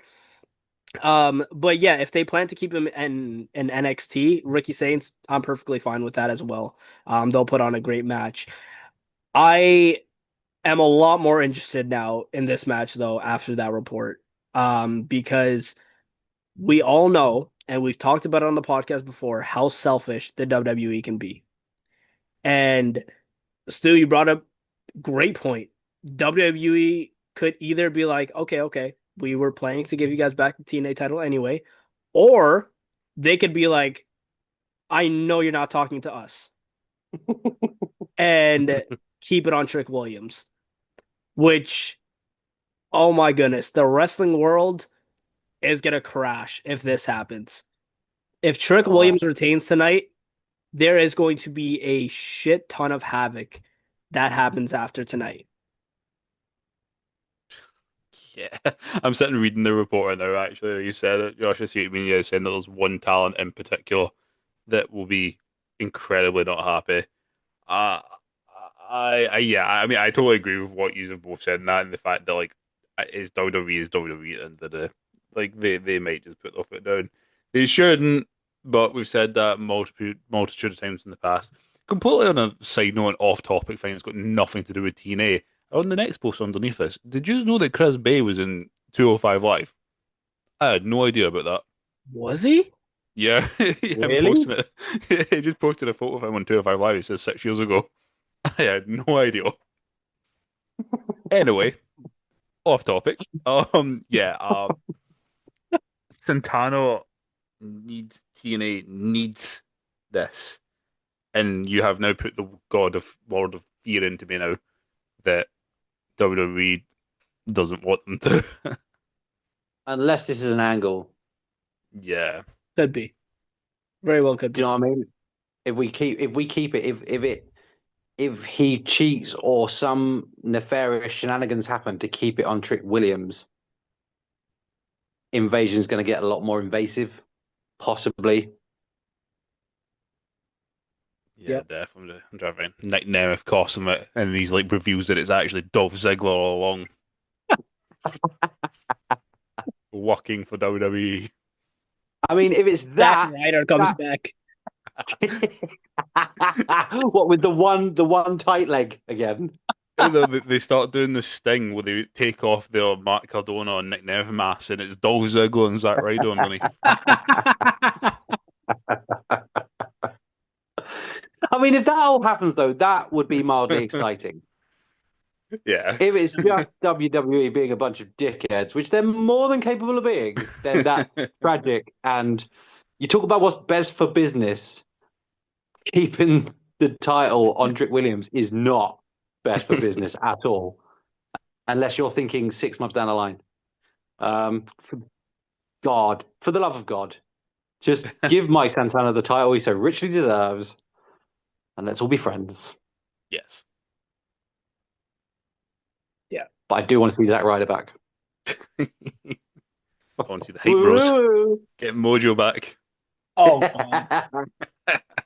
Um, all right, so I'm going to get Stu's thoughts on Crown Jewel. So Stu, I'll feed you the matches and just let us know your thoughts on each and every one of them. Um, they started off with the Australian street fight, Bronson Reed defeating Roman Reigns. Right, I'm going to keep them brief because I know you guys have already been through it. What was Australian about that street fight apart from a cricket bat? Not That's what we sure. said. Roman Reigns proved he should never have played quarterback, so it's good he was on the offensive line because that man can't throw. It's brilliant when he tried to hit Heyman and hit the ring rope about a yard in front of him. That was hilarious. It wasn't a very brutal street fight. It has created intrigue with the Usos getting involved and cocking it up completely, and the right man won. But it could have been a bit more brutal. Yep. Pretty much everything we said anyway.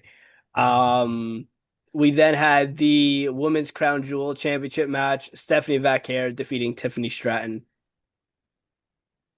Again, so this felt really rushed for me. This kind of just came and went. Everybody stuck their signature moves in and stuff like that. The spiral tap looked brutal the way it landed. But it just felt like we just needed to feed through this one quickly. Let's get Steph Vaquer winning and let's crack on with the next one. Yeah, I just thought story-wise in the ring, we just did some moves and then Steph Vaquer won. It wasn't awful, but for the two people in there, I think we could have had another sort of 5-7 minutes of that match and really enjoyed it. Yeah, that's But exactly what I said. again, the right result. Yeah, just it just felt a bit empty. The match, it just felt like we're going to do our moves, we're going to have an entertaining match, but we're not really going to put a lot of story into it. And I don't know if that was fed by the fact there wasn't a lot of story before it.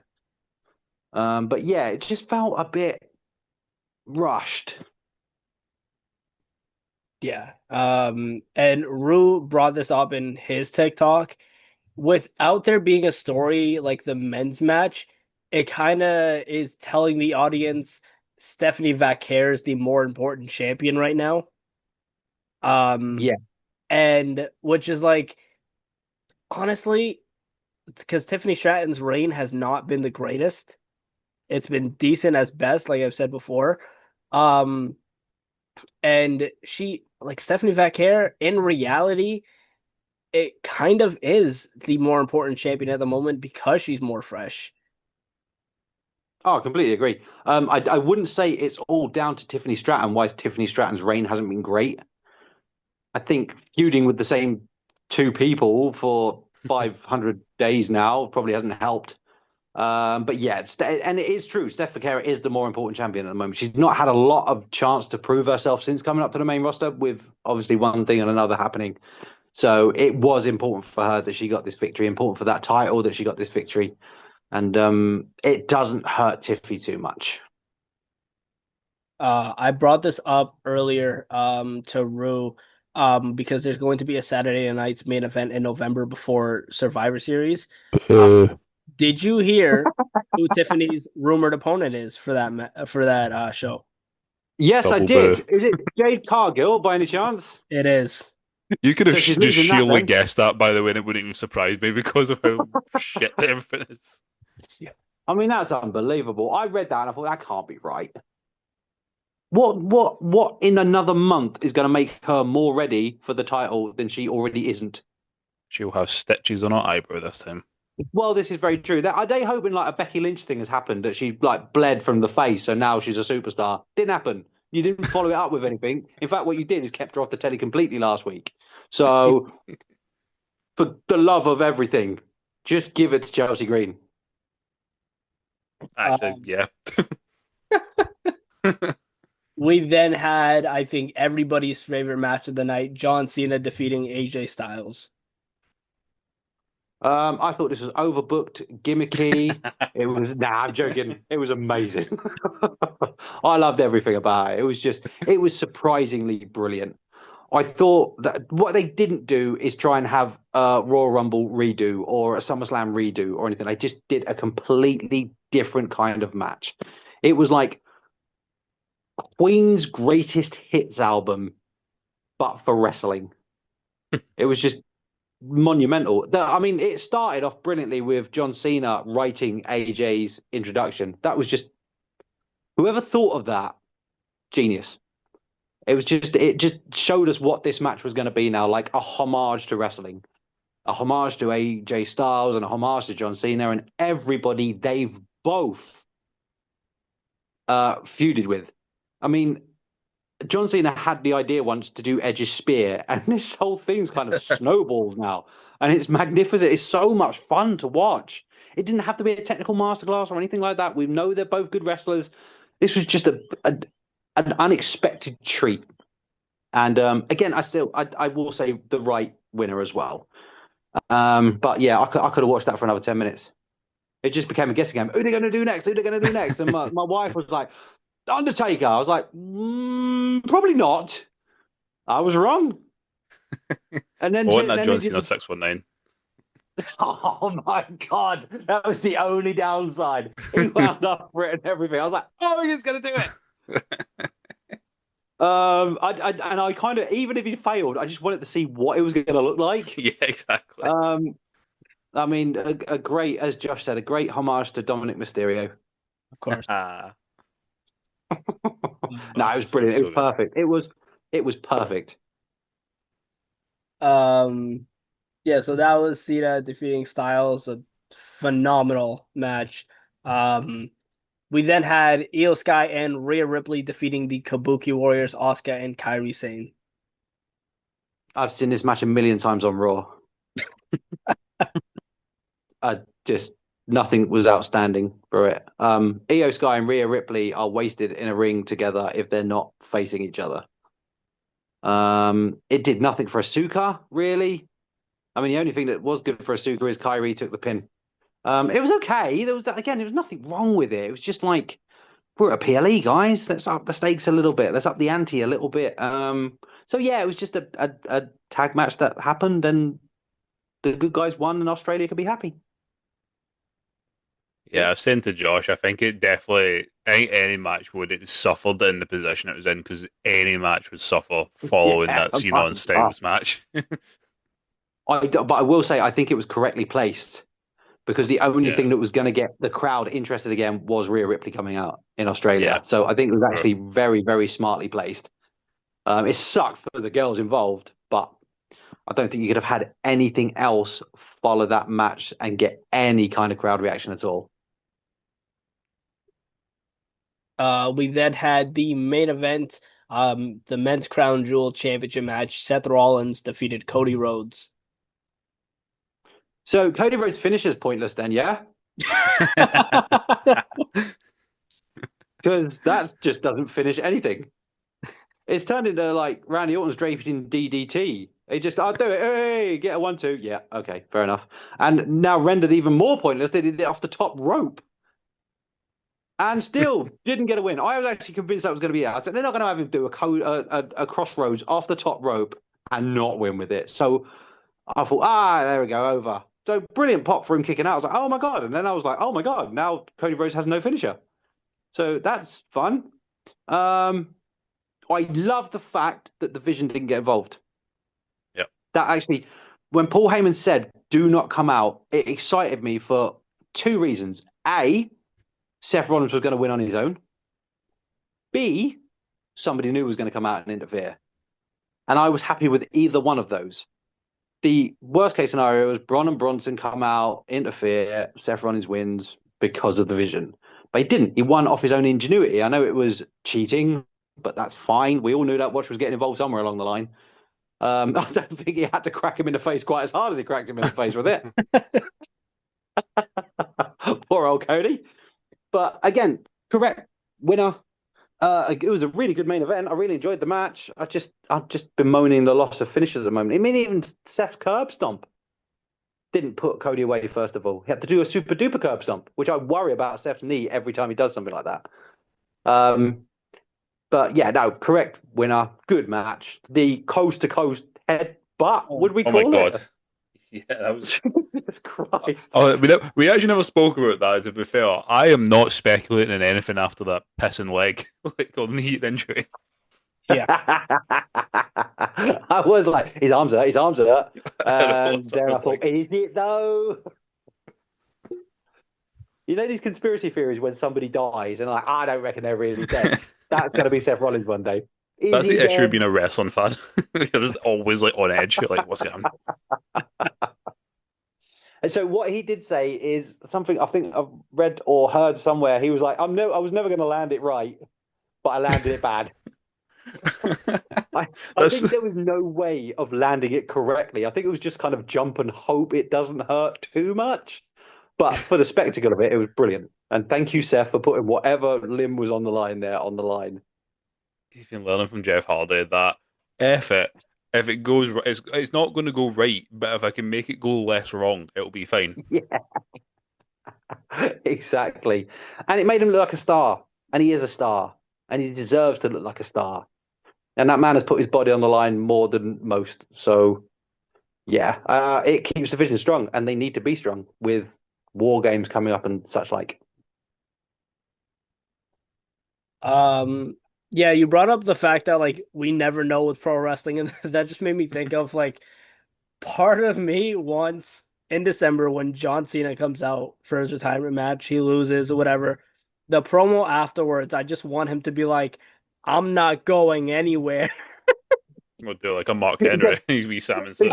gonna Wolf of Wall Street it. I'm not fucking leaving. I'm not fucking leaving. I will be back for the Royal Rumble. I'll see you in the WrestleMania main event. Nah, he's going to Triple A. He's bringing back Juan Cena. Oh my. Do you know what though? How it's like I didn't realize how much I'm gonna miss him Yeah. until he held up those four fingers, Yeah. and that just depressed the hell out of Oh, me. I thought he was doing a tribute to the Four Horsewomen. Don't Mercedes Moné will come back and ruin his retirement. Oh, he'll win the IC belt, and she'll be like, "You think you're a Grand Slam champion with the IC belt? No chance." Oh my gosh. I'm gonna miss that dude so much, especially as he's just put on bangers recently. Ever since I'd say the Randy Orton match was the last sort of match he had. The rest of them have been superb. Agreed. Bob Brock. Oh, I don't count that as a match. It was a thing that happened in the universe. It Yeah. was a political nightmare, is what it was. Yeah. Yeah, that was one that oh man, we just want to forget. Um, but that was our Crown Jewel 2025 post-show review or the pay-per review, and along with the headlines of the week in pro wrestling. Stu was able to join us, thankfully, midway through. Um, so yeah, full team here to break down TNA Bound for Glory, and then got his thoughts on Crown Jewel. You didn't miss anything like too crazy for the headlines of the week. Just some contract stuff, all that I nonsense. missed you for headlines of the week. That's what I missed. Um, so yeah, let us know your thoughts on Crown Jewel, and everything else we talked about on this podcast. Let us know your predictions for TNA Bound for Glory as well. I don't know what time the pre-show actually starts, so I have to go find that out after I get off here. Um, but yeah, let us know all your thoughts. Once again, make sure you guys are subscribed to the channel, hit the notification bell so you're up to date with all the videos, podcasts, and interviews. Subscribe to the Kayfabe Central Ko-Fi page. It's $5 minimum to subscribe to the exclusive wrestling content tier. Check out the Kayfabe Central website, all that good stuff. Check out Rule on Wrestling and Stu World Order on TikTok as well. They make some fantastic content. So go ahead and check them out and give them a follow. But with that being said, I will be back. When will I be back? Oh, tomorrow for the Monday Night Raw post-show review, or the Monday morning post. That's what I have to get up early for. I was like tomorrow. I was like, I have something tomorrow that I have to get up for, and I couldn't remember what it was until now. It is Monday Night Raw, the Monday morning Raw. So I will be back with the post-show review for that as well. I will also be live on TikTok for the watch along for that as well. So make sure you guys join in the TikTok. All that is in the description below. But with that being said, I will see you guys then. Take it easy.